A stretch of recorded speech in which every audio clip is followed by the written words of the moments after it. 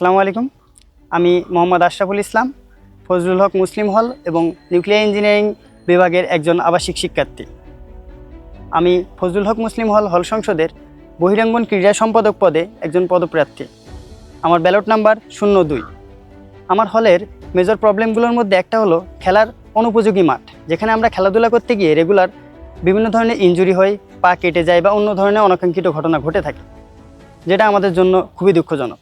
এছাড়া আমাদের হলে যে বার্ষিক হল টুর্নামেন্টগুলো হয়, যেখানে বাজেটের স্বল্পতা দেখা যায় এবং সেগুলোর মিসম্যানেজমেন্টের ফলে আমরা কাঙ্ক্ষিত ফলাফল পাই না।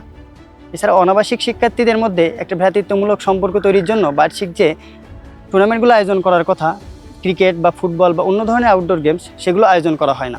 এগুলো আমাদের জন্য ব্যর্থতা।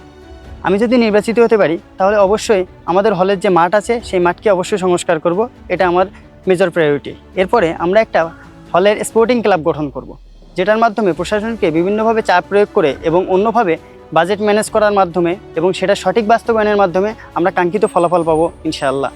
এর বাইরে ফজলুল হক মুসলিম হল প্রিমিয়ার লিগ এই ধরনের একটা ক্রিকেট হতে পারে বা ফুটবল হতে পারে বা অন্য ধরনের আউটডোর গেমসের টুর্নামেন্ট আয়োজন করব প্রতি বছরে, যার ফলে অনাবাসিক শিক্ষার্থী এবং আবাসিক শিক্ষার্থীদের মধ্যে একটা ভ্রাতৃত্বমূলক সম্পর্ক তৈরি হবে, যেটা আমরা সকলেই চাই।